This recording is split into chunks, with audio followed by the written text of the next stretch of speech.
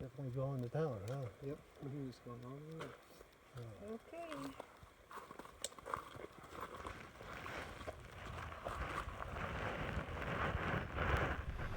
Hey everyone, I wanted to talk about balance today.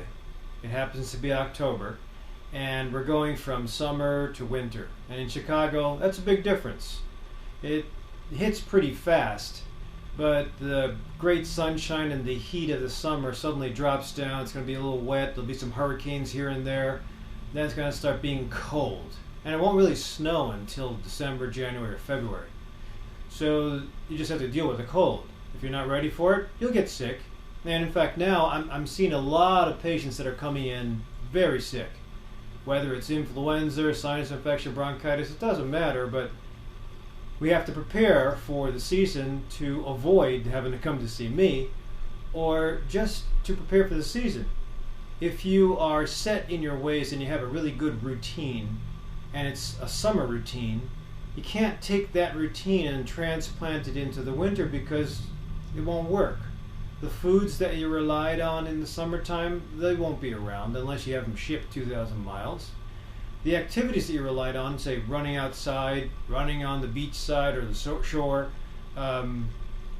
taking part in competitions that are all outdoors, that's got to change. Everything gets buttoned up and goes indoors. So you can see how it's important to be able to change and move with the flow of the season, for fear that either you get sick or those things that you relied on won't keep you, and you might get depressed, you might gain weight, you might get injured if you get hit by a car because you weren't sure about the time period. So it is important to change. And with that challenge comes this video. People who are set in their ways, and it's usually guys. Guys feel comfortable if the routine is exactly the same all the time. I find that with a lot of my male patients. There's nothing wrong with that, gets you by, but if you are not changing anything, there's one constant, and that's age. And usually the things that you do when you're 20 will not support you when you're 30. The things you do when you're 40 won't support you when you're 50 to 60. So you've got to be careful about being very routine. So those of you, well, not those of, so some people who don't, so some folks who don't have trainers, don't go to the doctor's office, just try to do it on their own, they'll probably be okay. If I do a physical exam and the blood tests look okay, and I find that the body mass index is great and exercise is great, sleep is great, that's cool. You keep on coming back, because when it isn't so great, then we step in with constructive criticism on how to design a way out, a way past the summit, a way past the slump, into a new decade of life or into the new challenges that are being presented. If you use old tricks if you use old solutions for new tricks, you might get by, but enough said about that. So everybody has to go through change, whether it's the age thing or whether it's death in the family, loss of a loved one, job change, kids moving out, kids getting born, a school change. It's always important to be able to adapt. If you have the three things always maintain no matter what, it's eating properly, doing some form of activity or exercise, having some form of mindfulness. I like to throw in now also being socially plugged in. No matter what age, it's always important. Whether you're in adolescence, it's important, definitely in adolescence. Whether you're geriatric or aging, whether you're middle-aged, it's always important to either climb up the social ladder or just be heard. I think we all want to be heard. And when you don't have anybody to talk to, it's not normal. It's not. So this is why when challenge comes, you have to be able to kind of push back, or you have to be able to survive with the new challenge. If you have a limited skill set as far as cooking, exercise, social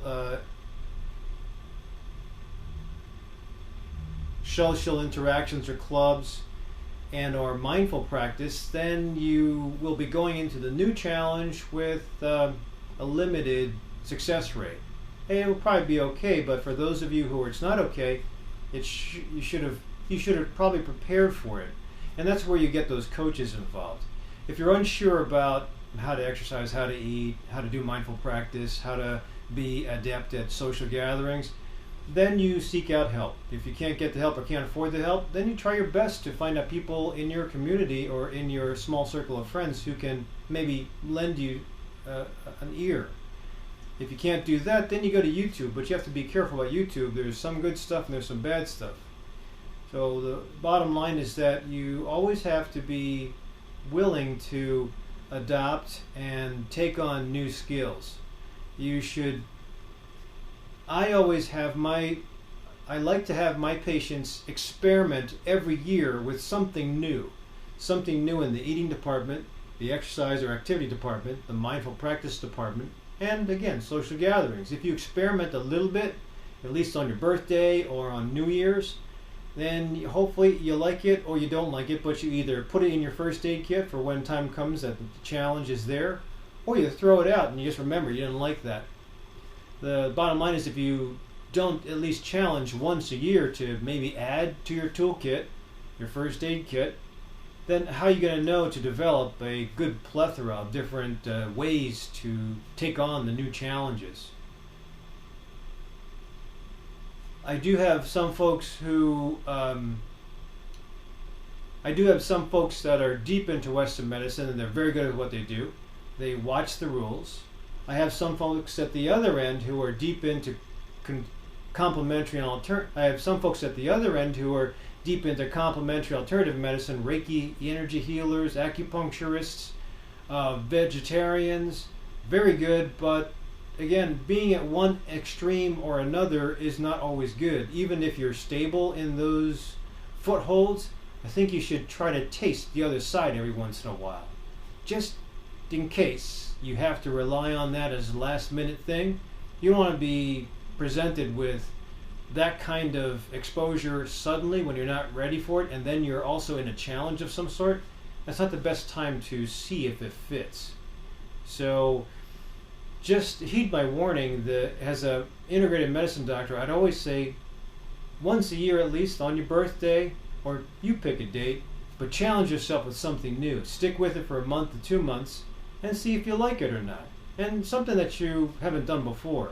If you have enough little tools in the first aid kit, then you can always go to them, especially during times of plateau or when you kind of hit the wall. You're trying to lose weight, for example. You hit the wall. If all you know is running 5Ks, then you're going to need some help at the time that you hit the wall, and that's when the time is frustrating.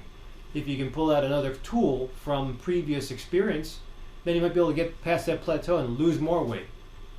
Or if you are going through a challenge because of age, because of decade of life, because of other things in your environment that you cannot control, well, if you have several different attempts at mindful practice that you've tried before, or a behavioral health person that you've gone to, a psychologist, a counselor, then you know you can always rely on them and get back to them again.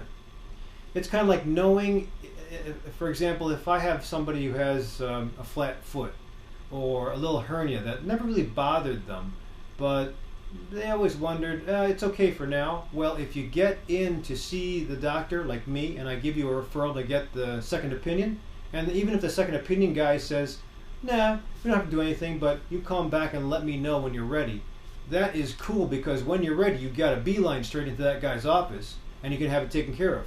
If you try to get there when you're in an if you try to get there in an emergency and try to meet this person for the first time when you're suffering because the hernia has become incarcerated or the flat foot has become broken, it won't be as fast, and you might not have the opportunity team put together of high quality people. At that point in time, you'll be a prisoner to whoever's available, and it might not be the right person. So again, that's probably the best example I can give you about prepping for the change before you have to kind of scour around and take a gamble that whoever's available for you at that point in time when you're in the challenge is good enough. I'll always try to guide my patients whether they're ready to make a change or not, but at least once a year when you're supposed to come in for that wellness exam, I'll make sure that I'll make sure that you have tried a little bit of a challenge. I'll make sure that you have tried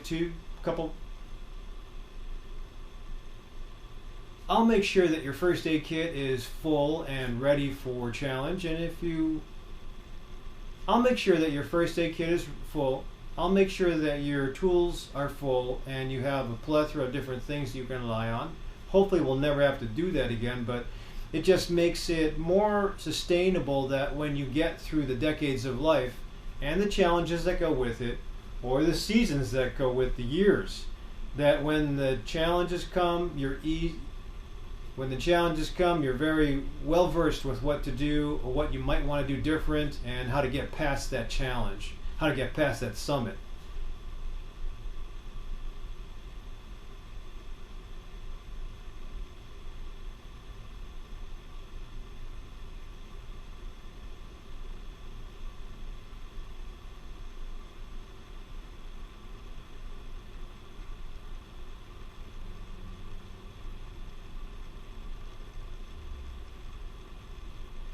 Just the comparative idea of just the comparison of being dynamic or being stagnant, and it just tells you that you'd rather be dynamic than be stagnant. There's something that's bad about energy that just sits there. Even if there's a lot of potential to take advantage of, it just doesn't seem healthy. Dynamic, everybody should be dynamic. Now you don't have to be outgoing, it's just dynamic in the form of trying to always embrace change.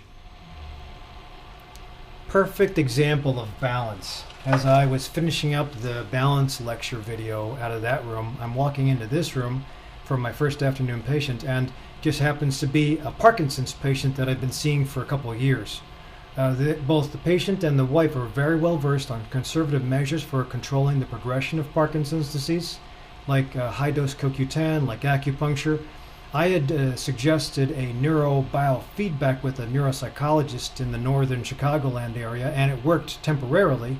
But because of the progression, she's still continuing with some form of anti-inflammatory, and that's curcumin. Curcumin is the active ingredient out of turmeric.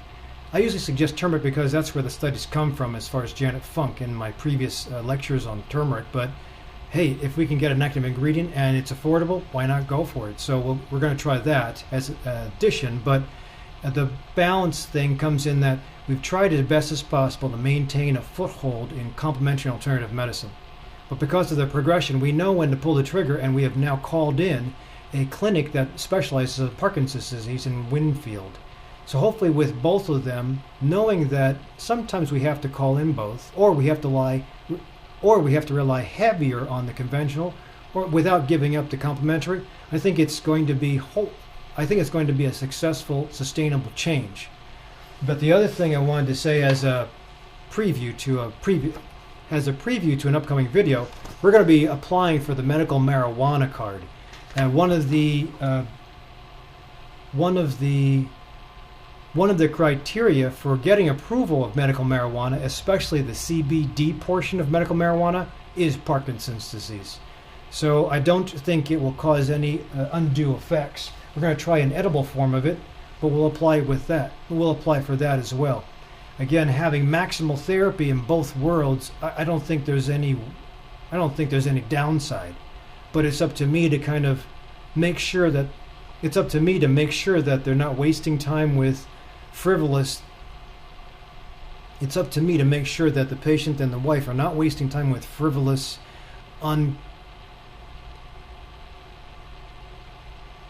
It's up to me to make sure that the team is not wasting time with frivolous, undocumented successes. It's up to me as an integrative medicine doctor to make sure that we're not wasting time with undocumented. It's up to me as the integrative medicine doctor to make sure that they're not wasting time with. It's up to me as a medical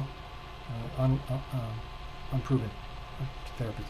It's up to me as the integrative medicine doctor to make sure that they're not wasting time with unproven medical treatments.